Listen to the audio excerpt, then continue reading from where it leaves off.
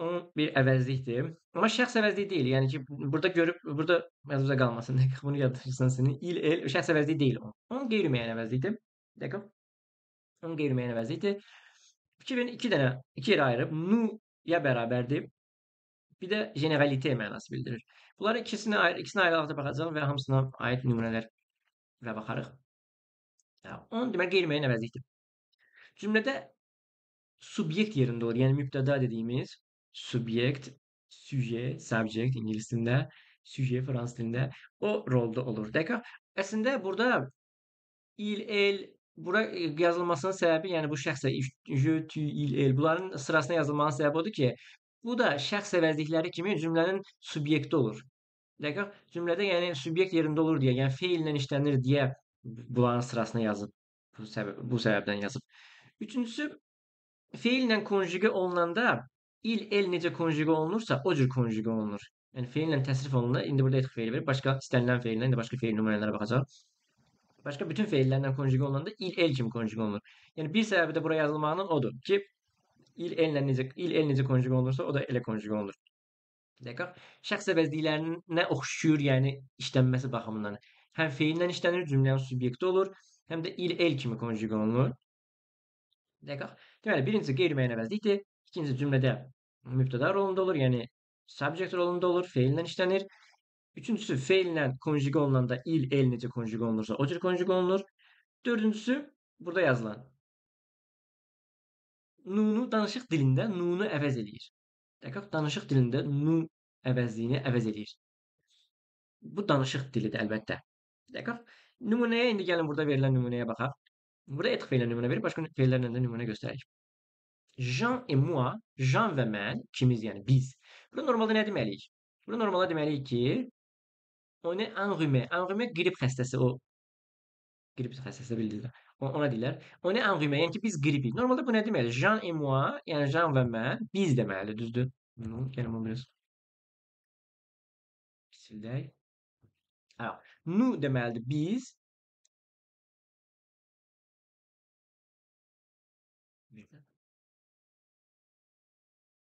Alors, nous və nous-la etq feili konjugə olunanda necə konjugə olunur? Nous-la etq feili konjugə olunanda bu olmalıdır. Nous sommes, düzdür? Nous sommes enrhumés. Sonda est. D'accord? Nous sommes enrhumés olmalıdır. Amma danışıq dilində nous sommes enrhumés, nous sommes enrhumés deməyə ehtiyac yoxdur. Danışıq dilində on est enrhumé deyirlər. D'accord? Başqa nümunələrə də baxarıq. On est fatigué. Biz halsızıq. Yəni xəstəyik və halsızıq. D'accord? Normalda bu necə deyilməli idi? Bu əslində deyilməli idi. Nous sommes fatigués. S-də saxlayırıq. Fikri S-i burada saxlamışıq. On est enrhumé deyəndə, on est fatigué deyəndə S yerində qalıb. Çünki bu cəm söz əvəz edir. D'accord? Fatigué. Voilà. Etq feilini əvəz edir. Daha çox nu etq feilini əvəz eləmir. Yox, nu əvəzliyini əvəz eləyir. Həm etq feilini, həm başqa feillərlə. Gəlin başqa feillərə baxaq. Məsələn, deyirəm ki, nous sommes étudiants. Bir qrup insan haqqında danışıram. Deyək ki, biz tələbəyik. D'accord? Nous sommes étudiants. Onunla bu necə deyirik? On est étudiant. S yerində qalır. Ya da feminen də ola bilərdi. Feminen də ola bilərdi. Nous sommes étudiantes. On est étudiant. Etq feilindən. Gəlin başqa feillərlə baxaq. Məsələn, parler feili olsun. Deyirik ki, nous parlons anglais. Biz ingilis dilini bilirik. Bunu amma danışıq dilində deyəcəyik. On parle. Niyə on parle oldu? Çünki il, el necə konjugə olunursa, o cür konjugə olunur. On parle anglais. Tamamilə eyni mənada. Biz ingilis dilini bilirik. Yəni ingilis dilini danışırıq. İngilis dilini bilirik. D'accord? Voilà. Nous habitons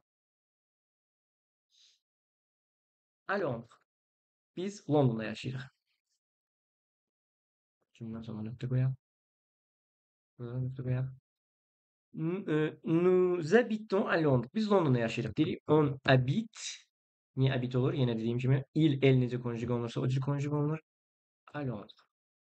Biz yaşayırıq London'da. Peki bu nümunəni də gətirək. Aşağıda bunların eyni sətirdə. Bunların eyni sətir. Yazar. Ah, silinmiyor. Ça arrive. Pas de souci. Alors, nous sommes étudiants. Alors, ouais. Mesela başka fiil. Nous habitons à Londres dedik. Nous avons avoir fiilini işledik. Nous avons un cours. Bizim bir dersimiz var. Dedik ki ona un cours. Niye ona oldu? Çünkü il elinize konjug olursa avoir fiiliyle de ele konjug olur. On a. D'accord? Voilà. Bu on əvəzliyinin nu mənasında işləndiyi hallarda dediyim kimi danışıq dilində bu olur və nunu çox az eşitirsən Fransada dəqiqə ondan həqiqətən də çox danışılır, on çox istifadə olunur. Dəqiqə.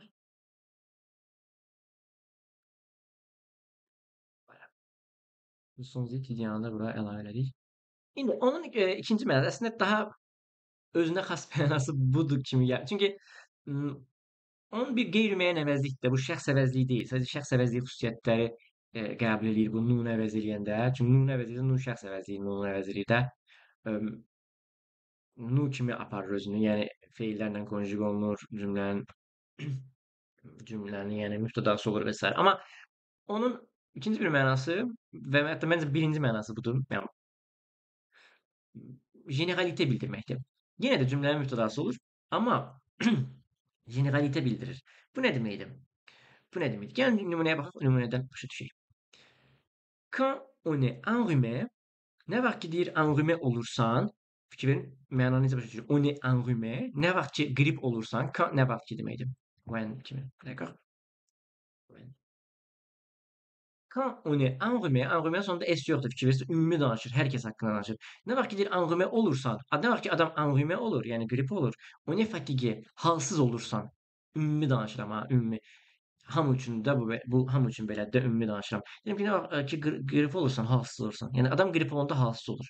Qrip olanda halsız olursan ya da necə istəyirsiniz. Azərbaycan dilində bu müxtəlif cür tərcümə oluna bilər, amma ideyası eynidir də. Yəni ümumi deyirik ki, enrhumé olanda halsız olursan. D'accord? Məsələn deyirəm ki, en Angleterre, İngiltərədə on parle anglais. İngiltərədə ingiliscə danışılır. Kim danışır? Yəni hər kəs ümumiyyətlə, əksərən. D'accord? İngiltərədə ingiliscə danışılır. İngiltərədə ingiliscə danışırlar. Necə istəyirsiniz? Elə də tərcümə elə bilərsiniz Azərbaycan dilindən. Yəni Azərbaycan dilində bu qeyri-müəyyən şəxsi cümlə, bəzən şəxsi cümlə, bəzən nə bilim bəlkə passiv mənada. D'accord? Necə istəyirsiniz Azərbaycan dilindən tərcümə edə bilərsiniz. Əsas odur ki, ideyanı başa düşəsiniz ki, yəni ümumi şəxsi ifadə edən, hər kəsə aid olan cümlələr, fikirlər ifadə olunur bu ondan. D'accord? Generalite, yəni ümumilik deməkdir. Singulier burada mötərizə yazıb ona görə ki, yəni feilin burada feilin feilə aid olan bu adjektivlərin təkdə olmağını bildirir, amma bu başqa feillərlə işlənə bilər əlbəttə. Başqa feillərlə işlənə bilər. Məsələn, gəlin bir dənə bir şey deyək ki, quand on a un problème, nə vaxt ki bir problemin olur, ona un problem. Fikir verin, burada da ona var idi, ona un cours. Nə vaxt ki bir problemin olur, ümumiyyətlə hamı haqqında danışır, ümumi deyirik bunu. Nə bilim, deyək ki, on est triste. Qəmgin olursan. Nə vaxt ki problemin olur, onda qəmgin olursan. D'accord? Avoir feilini işlətdik. Voilà. Bunu ingilis dilində one əvəzliyi var. Bu akademik mətnlərdə falan daha çox işlənir. Ona bənzədə bilərsiniz. Amma danışıq dilində, ingilis dilində çox işlənmir deyə onu tam müqayisə eləmək olmur. Çünki fransız dilində bu on həqiqətən də çox işlənir. Həm hər iki mənası çox işlənir. Bunu vaxt keçdikcə daha çox belə nümunələr görəcəksiniz. Yenə də hər hansı sualınız olsa rəydə soruşa bilərsiniz. Bu videonu izlədiyinizə görə çox sağ olun.